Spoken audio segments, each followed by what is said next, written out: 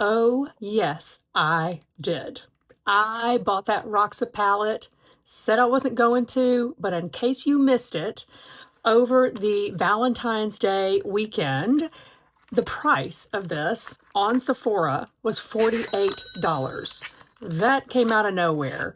And that was all it took. You guys know I love a purple palette. I had purchased another purple palette from Natasha Denona, the Lila palette, because I felt like Roxa maybe wasn't right for me.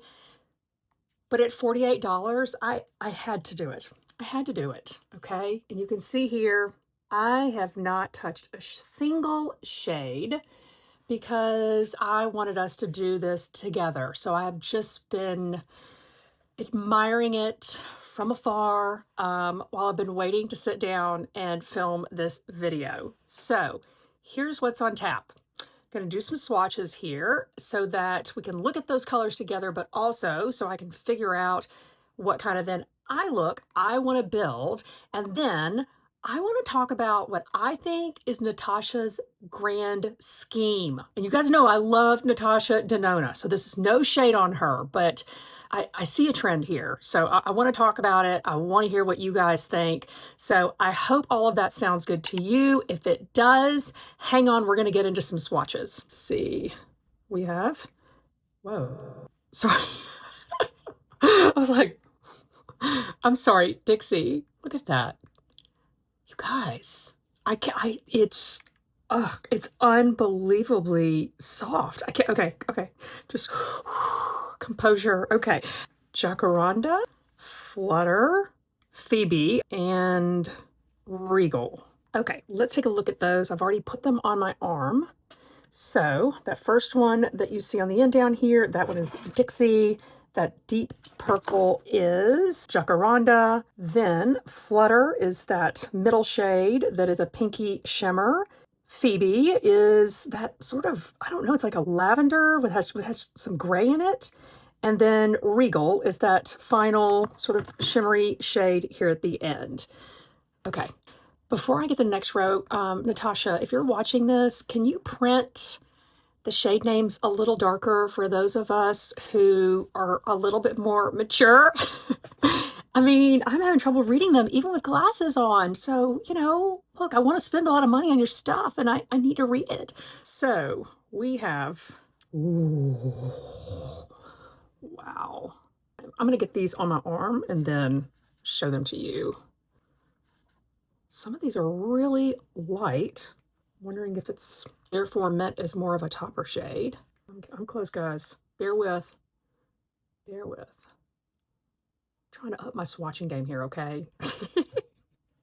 Swatching is not my strength. I know I'm telling you something you've already noticed, okay? Whoa, that one's really a mess on the end there. Okay, here we go. Okay, focus camera. Okay, so we're starting right here. Eclipse. Stargirl. I think it says, it looks like it says butt, but I know it's not butt. I don't know what it is. It's not butt though. Okay, and then the next one, I'm sorry, I'm gonna get serious here. Heather and Cersei. Heather and Cersei. I don't know if you watched Game of Thrones, but if this is Cersei, then that feels appropriate. That feels culturally appropriate to me. Okay, so we have one more arm to do. I'm sorry, one more row to do. It'd be nice if I had another arm, clearly, besides the two, or if I just have more space on this one. Okay, and now we've got the final shades sort of across the top here. So I think that's Sweet Pea, Concord, Velour, Brink, and Orchid. So this is what we are working with for this color story. I think it's really, really beautiful. It's more beautiful swatched out, I think, than it looks in the pan. And I am more impressed with it in person than I was even seeing other people's videos about it. Okay, I think what I'm going to do is I am going to live dangerously, and I am going to start off with, I think it is Phoebe. in the crease. So let's take the glasses off now, get down to business. Yeah, I'm just going to dip into this shade that is sort of this lavender with a little bit of gray and start building this out over here.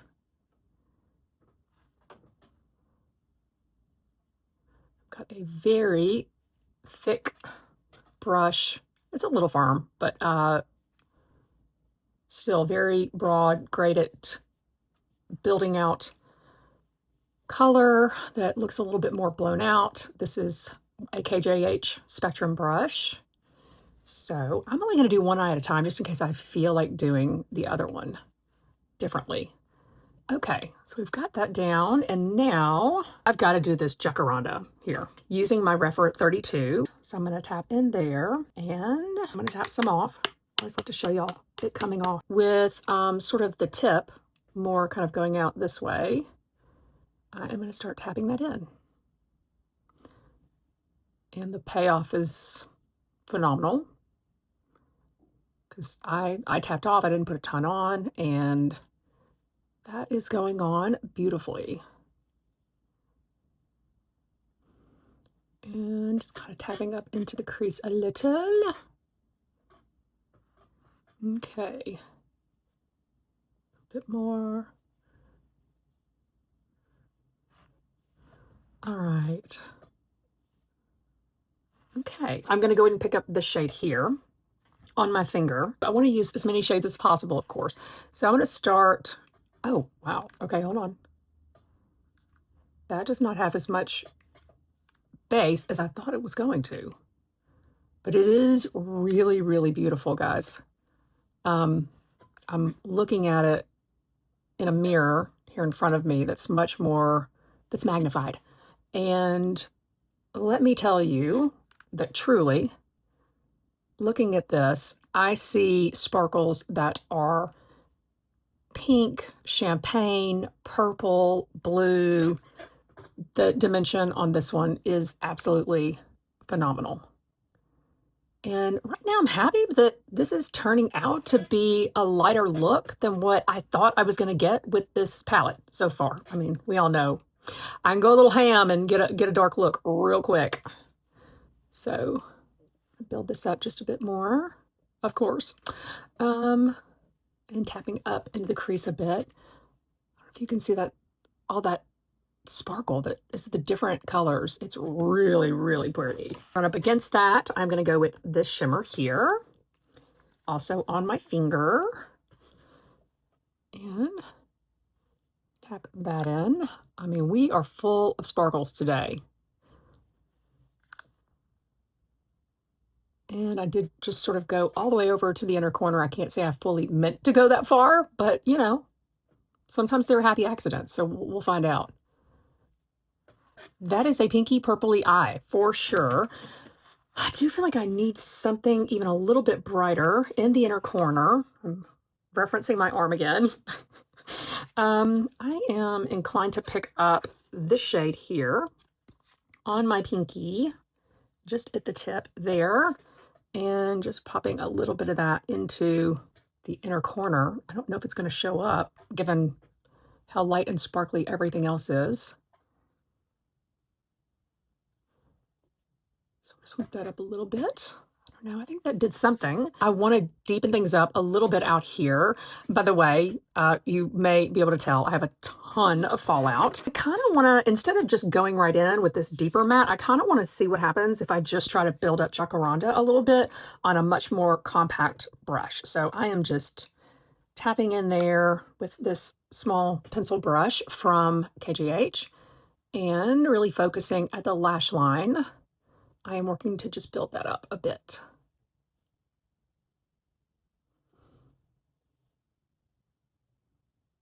And I'm just tapping upwards to sort of distribute that and build that going up. I am going to go in again and run this right along the lash line and up again.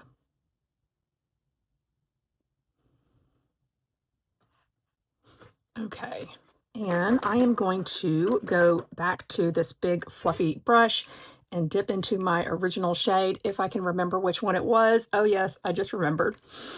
And I want to make sure that I'm sufficiently blended out up here.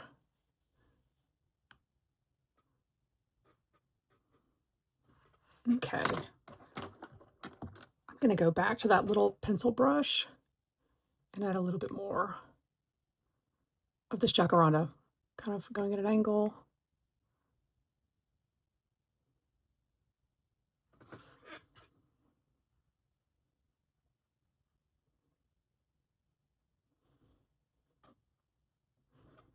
Okay, and I am going to go and grab a little bit of this sparkly shade here and work that over some of that depth that I just laid down.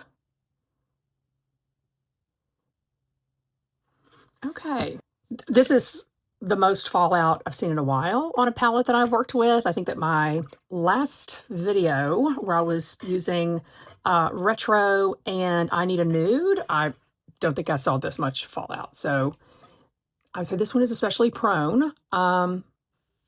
So I think, you know, consider doing your eyes first or using a brush with setting spray or Pat McGrath Labs Intensify Stick along with those shimmer shades just to get a little bit better adhesion, less fallout, and it would probably give you longevity as well. Ooh, I forgot eyeliner. I am gonna pick up one of my brown eyeliners from Beauty Pie and just run a little bit of that along the lashes on the top and make it a little thicker at the outer edge.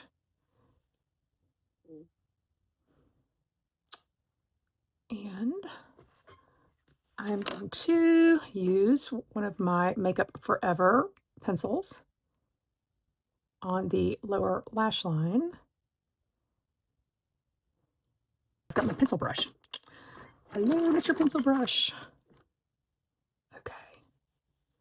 We want it to be cohesive. I'm even gonna smudge that brown out a little bit with the jacaranda. Okay, I am going to put on some mascara and I'll be right back.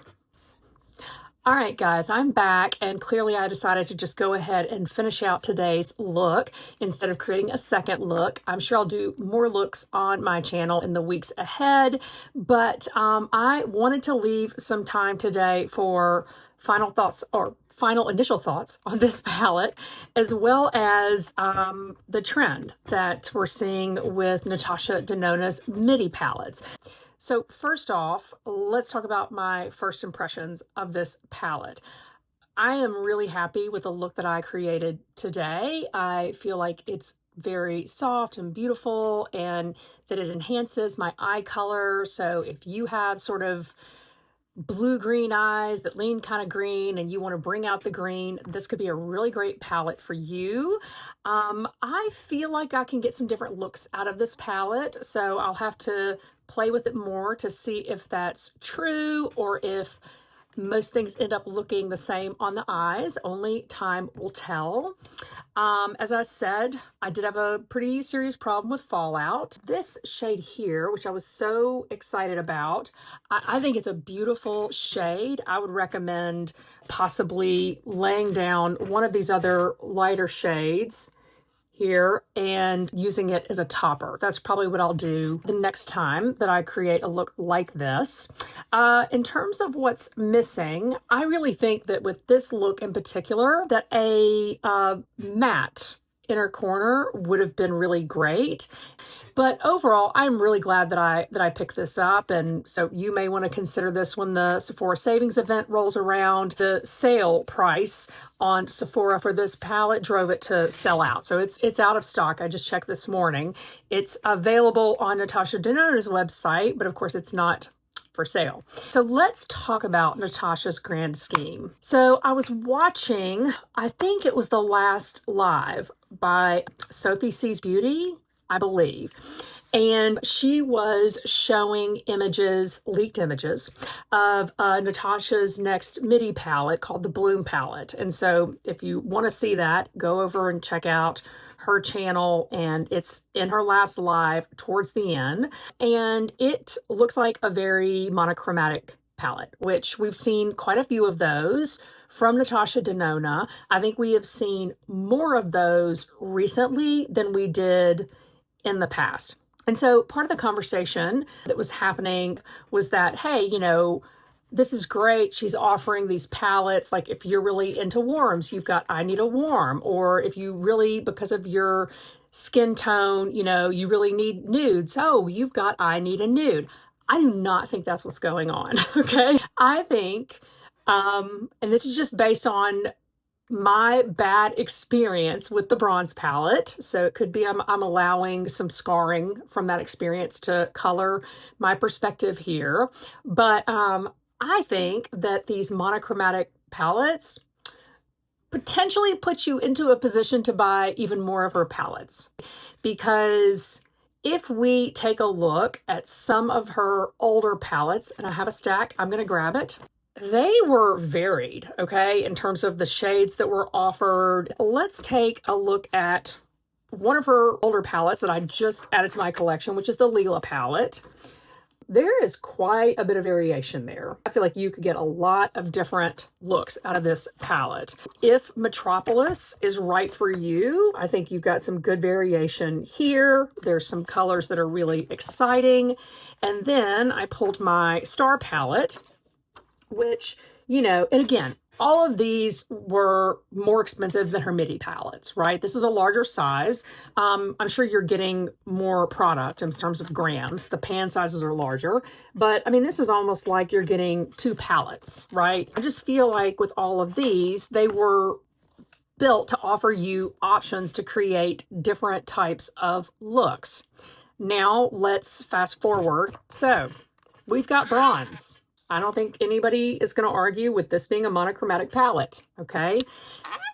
We have I Need a Nude. I've talked about this recently on my channel, that I feel like almost no matter what I do with this, it ends up looking almost exactly the same on my eyes. And then I even pulled Retro Glam here because, yeah, I mean, you've got pinks, you've got greens, you've got some greeny tans, and then these shades that look like deeper sort of brown shades. But you've got like, what is this? 15 pans of 4 colors. That's the truth, okay? That's the truth. So, yeah, it almost puts you, I think, into a position of having to combine different palettes to get the different looks that you want. I'm hoping that Roxa is not that way. So, I am just wondering with, you know, us getting the new golden palette, I Need a Warm, I Need a Nude, and now the Bloom palette, if it is truly very monochromatic, that's going to be like 4 palettes almost in a row that are like that are monochromatic. Oh, Xenon. I mean, I don't see how you can get a lot of different looks out of that. So, is she giving us what we want, or is it just that it puts us into a position to have to buy more of her palettes? I don't know. I would love to hear what you think. I mean, look, she's running a business, okay? And look, I love her products. I'm going to keep buying her stuff no matter what, okay? But I don't know. I was just sort of struck by this, and I would love to hear what you think is going on. So anyway, thank you so much for joining me today for my first impressions of the Roxa palette. I hope you enjoyed this, and I hope to see you next time. Bye.